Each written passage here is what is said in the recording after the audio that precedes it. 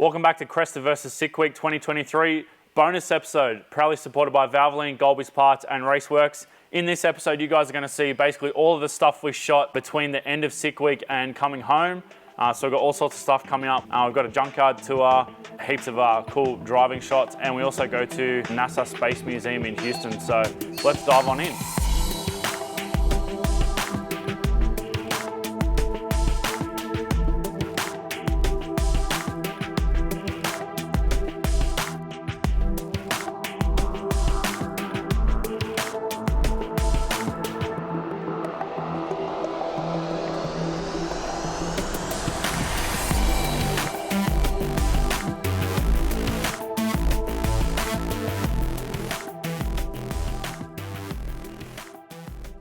We've just pulled into a gas station here called Bucky's.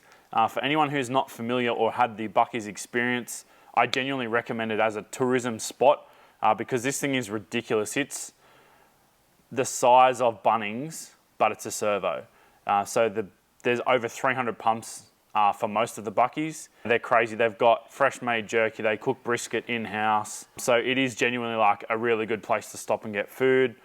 They have their own merch. All sorts of crazy stuff, things I can't mention on camera because it's firearms related, shall we say, all the way to shirts for your kid, everything in between. And yeah, fortunately we actually cruised past and there was a little mini meet going on. Apparently there was a drift day the day we were going through this particular Bucky's and these guys were at it. So there's a couple of really nice BRZ 86s there. There's a Honda Civic Type R and some other cool stuff. As it turns out, a lot of these guys are active servicemen as well. So pretty cool to see those guys cruising around. And yeah, a lot of the people, they were saying a lot of the JDM scene in that area is on base. So yeah, it's pretty cool to sort of have a chat to these guys and share some stories about cars and whatnot. And they were pretty keen to check out the Cresta too. So we'll keep on rolling. We've already been road tripping all the way from Orlando up to Georgia. We've got our cars now in storage. And massive shout out to Mike Finnegan, who's actually hosting them for us. So yeah, I didn't actually want to publicise where they were going until I spoke to Mike about it, and he's been super cool about A, housing the cars for us, and B, letting us film here today. So yeah, this is kind of Mike's private collection where all the cars are stored and whatnot. So yeah, it's pretty cool to actually come up here and first and foremost to see Mike again. Like, he's a good mate of mine and we haven't seen him for quite a while, and I quickly called him at PRI, but we were both kind of busy, like sort of ships in the night sort of a deal. So yeah, cool to actually be able to come up here and have a bit of a chat and chill out, and I think we're actually going to go and grab a bite to eat. So do a quick walk around here and then we'll get on the road again. The 2J Death Metal Charger that a lot of people will probably remember from some roadkill episodes. Also been on Mike's channel a couple of times, so pretty cool to see this thing in person. Got the Cresta sitting with the 63 split window. That's also a pretty regular on the channel. Same deal with Blasphemy. Everyone's seen that car. It's one of the great knowns of Drag Week and some other drag and drive events. So hopefully, according to Mike, we'll be back racing pretty soon. So it'd be cool to up and running again. So the car's now all safe in storage, and it's a bit of a recreation day. We're having a bit of a chill out. We actually went bowling already and couldn't really film anything because it was super dark, and we also did go-karting in the dark. So now we've come to an axe throwing venue, which is something I've never seen or done before. So we thought we'd give that a lash before we go and get some dinner. This right here is probably the most ridiculous thing I've ever seen on the road. The Copart train, as we officially called it throughout the trip. Basically, from what I can tell, they're salvage or Copart vehicles that are purchased at auction, and then people go and collect them from said auction or storage yard and link them together in trains. So a lot of them, they'll pull the bumper bar off and just kind of put these makeshift hitches on the back and bolt directly through extruded aluminium, mind you. So they've got two hitches, one on the front vehicle, one on the mid vehicle, and then they're linked together in a train. None of them are registered. They've all got temporary lights on them. It was definitely an eye-opener. At one point, I actually also saw a 1500 series pickup. I can't remember exactly which particular brand it was, towing another 1500 pickup, literally tow bar on tow bar with a link pin, and it had no rear wheels on it. So it was basically just going down the road as a trailer, but because of the way it was set up, basically there was so much ball weight, the thing was driving like that. So pretty wild to see this sort of stuff. Like, you wouldn't make it 5 minutes on the road in Australia and you'd be locked up, or it's just wild. Like watching that thing go down the road just blew my mind. Another thing, I'm only speculating here, but I'd say all these vehicles are probably going to go away and get repaired, possibly even exported to Eastern Europe. A lot of Copart cars end up in Eastern Europe. I've seen all sorts of posts on Facebook about salvage vehicles turning up repaired in Romania or Bulgaria, Ukraine, all that kind of area there. Some of them still have US license plates even. So one particular Facebook page I'm on sort of covers any vehicle that's in a foreign market to where it was originally delivered. And there's guys who literally run plates or run the tags on these cars and go, oh, that was written off at Copart 4 years ago or whatever. So it's pretty cool to kind of watch these things move around the world.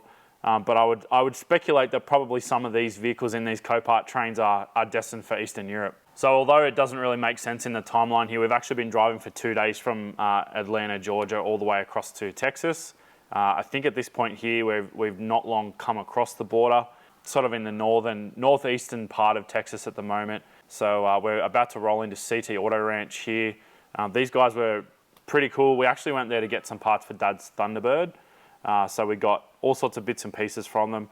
Unfortunately, because of basically looters, they don't let you free range the whole yard. However, they did let us wander through the project section they call. So this particular section of the yard is full of cars that they don't pull parts from. And you can go and purchase the vehicles complete. Fair chance all of those vehicles are still there. So if you are keen on any of the vehicles we show or others that are sitting in the background, definitely reach out to CT Auto Ranch. A couple of mates of mine are actually in Denton. So shout out to the guys at Anything Automotive. Let's keep rolling. Just found a Ford Falcon Coupe. I believe this is a 65. We never got this body style in Australia. It's kind of a crossover between the Falcons we got and the later Falcon, but yeah, still similar glass and roof line. However, a lot more detail down the side of the car. We never had anything like that body line in the Australian Falcons, but yeah, this thing looks pretty cool as well. So definitely prime candidate for a repower and a bit of a retrim. I'd almost leave the body the way it is. This is a extremely strange looking and oddly proportioned car. It says Rambler on it. I don't know anything about it, but I thought I'd actually give it a bit of a look at because it's an extremely odd car and still could be something cool. Yeah, there's all sorts of weird stuff here that I've never seen, so definitely worth checking out. Now the car behind me is something a little bit different. Anyone in Australia obviously knows this thing as a Scorpion, a Chrysler Scorpion or a Sigma Scorpion. However, in the US, this was sold as a Dodge Challenger. So the front end is pretty similar to the Australian car. However, when you sort of go around the side of it, still look pretty similar, but the rear end's completely different. We've got a different number plate insert. The taillights are completely different. We've obviously got the 5 mile/an-hour crash bumpers, which are much deeper in this sort of section. But yeah, another car that looks pretty well complete and could definitely be saved. Another little pickup truck. This one's a Chevy Love. I've actually seen a few of these built into drag and drive cars. There was one at Sick Week the other day. This one's pretty solid rust wise. It does have a lot of body damage though, so maybe more of a parts car for something else.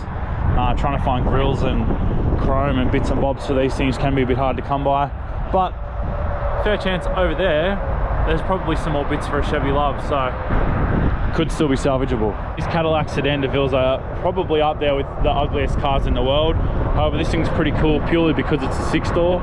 This was probably an airport limousine type of vehicle rather than a stretch limo, like a luxury sort of a deal. It's just literally got 3 rows in it, so you can seat 9 people in it. So a fair chance this would have been like a hotel shuttle bus or something similar back in the day. Bit of a coach builder badge on that, so something pretty cool, but definitely not something that I would own. If you're interested in buying any of the cars that we've shown you guys today, or anything else obviously that you've probably seen in the background, CTC Auto Ranch is where we've been at. Thanks to those guys for allowing us to come down and have a look around. Yeah, there's heaps of stuff out here, and yeah, definitely if you're in the market for parts or a project car, I highly recommend it because, like I said, There are tons and tons and tons of cars and parts out here. We actually came here to pick up some parts for Dad's Thunderbird, and they have had all of the bits we're after, so we're pretty stoked with that. Yeah, we're going to have one more wander up the fence line at the project cars, and then we're pretty much going to pack it up and get back on the road and head towards Houston. Another Nissan Z car. This is a Z31 300ZX, so it would have been a V6, potentially still has the engine in it. We're going to lift the bonnet and have a look. It's got some pretty random wheels on it. V6, turbo non-intercooled. So something that I haven't seen before. I believe we got this combination in Australia as well. So yeah, something cool to look at, and hopefully someone one day will salvage it.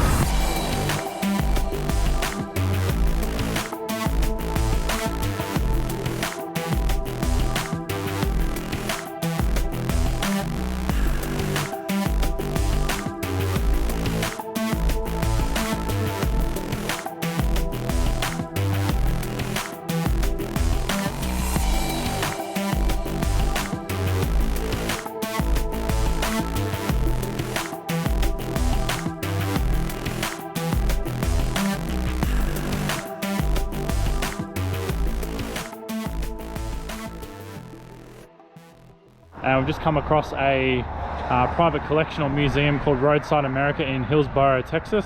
Pretty cool collection, actually, really cool. A lot of bit of an oddball collection as far as what was in there. A lot of sort of advertising and sort of stuff like that. But there was also a beautiful '59 Buick in there, as well as there was a '58 Chev, '57 Chev, '55 Pontiac custom wagon, which is pretty cool. So yeah, there's. And speaking to the person running the facility here, she mentioned that there's actually constantly vehicles turning around in this place. So if you're in the area, I highly recommend to check it out. And now we're going to get back on the road and see where we end up tonight.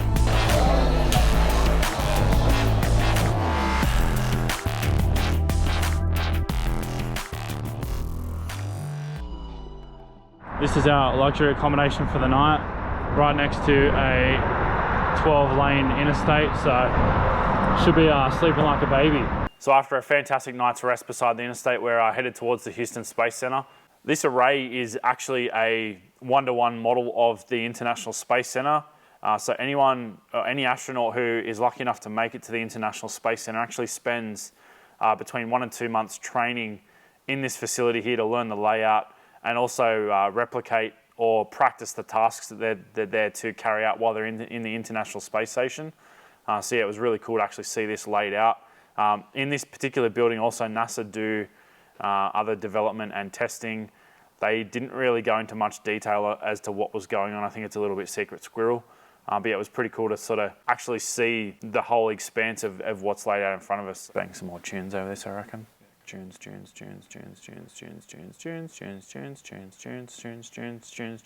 Space turbo. Tunes. Flex joint. It's pretty cool to see actually this, I don't know what this unit is here, but it's pretty cool to see parts that we use in cars today, like bellows, stainless flex joints, that are effectively derived from space innovation. This particular setup here is really cool. It's a really good example of space travel innovation. This is actually a piggyback setup where they were testing the space shuttles for returning to Earth. In the early days of testing the shuttles, they would launch the 747 with the shuttle piggybacked and then disconnect in free air and glide back to Earth. Once they actually started launching these space shuttles and bringing them back to Earth, they landed the shuttles in a completely different area to the launch site. So these 747s actually also piggybacked the shuttles back to Florida to Cape Canaveral or in that general area for refurbishment and then installation onto the next rocket to send it back into space. We copy you down, Eagle. So what you guys are seeing now is actually a replay of the first Apollo mission lunar landing. T1, stand by for T1. Tranquility Base here. The Eagle has landed. Roger, Tranquility. We copy you on the ground. You got a bunch of guys about to turn blue. We're breathing again. Thanks a lot. This is the genuine mission control center where we're sitting in this particular auditorium, or the seating position is where family and very close friends of the astronauts would have gone to have watched the landing. So yeah, if you're familiar with the Houston We Have a Problem line, the people that originally heard that were in front of that glass that we were sitting at. So pretty amazing place to go and visit and be a part of history. Well, that wraps up this series. Massive thanks to everyone who's made it this far and supported the series. One thing that I did want to mention too, I actually saw in the comments of the first or second video, people asking what events we are going to be doing in the US again this year. So obviously Sick Week's the first week-long event of the year. The next one we're going to be at is in July, the Virginia Midwest Drags. Yes, I know Virginia is not in the Midwest. However, the Summit Midwest Drags will be in Virginia this year, starting at Virginia Motorsport Park. And then we head into Maryland and be in that area. It is only a 4-day event, but it is still another drag and drive that we're going to be attending. Then after that, we are going to be we confirmed to do Rocky Mountain Race Week 2.0 with the Cresta. Benny at this stage won't be there with the Mustang, however, we're kind of keeping that a bit fluid at this stage. Then we've also got Death Week in November. So that event, however, hasn't 100% been confirmed. Sick Mag have basically said it's going to happen. However, there's been no official dates yet, and there is no entries as yet. So hopefully we are going to round out the year in Las Vegas and California, and then we'll be shipping the car home. I'm also potentially going to have the car at SEMA as well. So yeah, if we'll confirm all this later in the year. However, we are just going to put it out there and kind of see what comes of it. But yeah, at this stage, Virginia in July, and then we're going to do Rocky Mountain Race Week in September, October. I think that starts around the 28th or 29th of September. And then, yeah, Death Week is going to be around the second week of November is the tentative dates that they're talking about.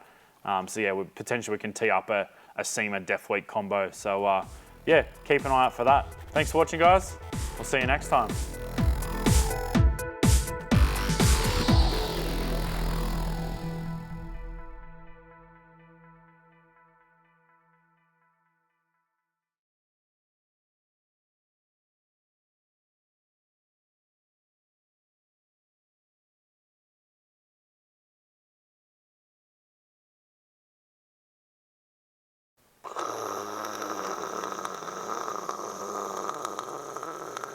That's the takeoff noise.